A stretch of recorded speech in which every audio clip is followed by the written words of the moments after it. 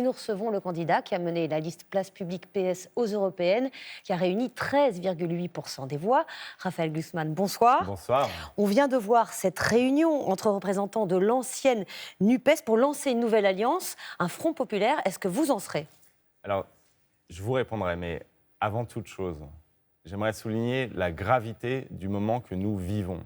Le président de la République a joué avec le feu. Il joue avec les institutions comme un adolescent.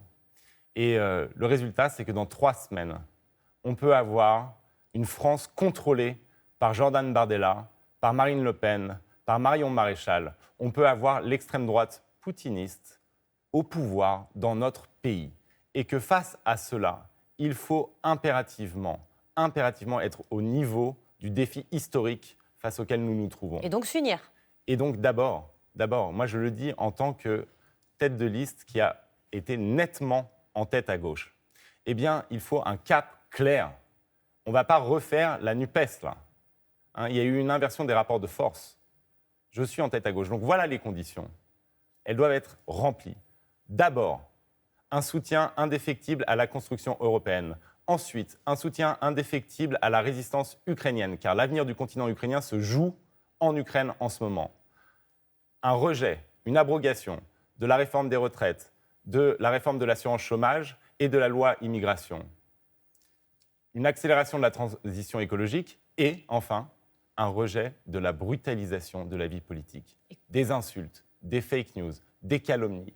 Et si ces conditions ne sont pas remplies, on ne fait pas ça. Est-ce que cela exclut la France insoumise?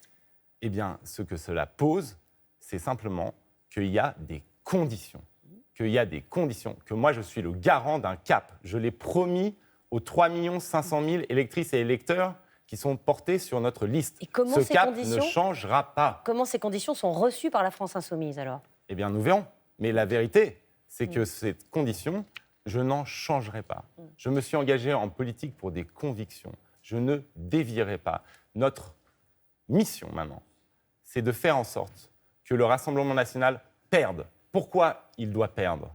Parce qu'une France contrôlée par le Rassemblement national, c'est l'érosion de la démocratie, c'est l'érosion de l'état de droit, c'est le détricotage de l'Union européenne, c'est en pleine guerre en Europe le choix de soutenir Poutine et non plus l'Ukraine. Mais justement, si vous estimez que l'heure est si grave, est-ce que vous ne prenez pas un risque de division de la gauche en posant des conditions qui ont l'air, malgré tout, de vouloir exclure LFI? Il faut un cap clair. Si vous voulez vaincre le Front National, le Rassemblement National, vous avez besoin d'un cap clair. Et je ne ferai pas de politique sans cap clair. Je vais prendre mon bâton de pèlerin et je vais aller soutenir tous les candidats qui seront face à des candidats du Rassemblement national et tous les candidats qui auront adhéré à ces 5 points, qui sont des 5 points basiques de respect de la démocratie. Si on lutte contre le Rassemblement national, c'est précisément pour respecter la démocratie. Vous ne vous contentez plus de l'Europe?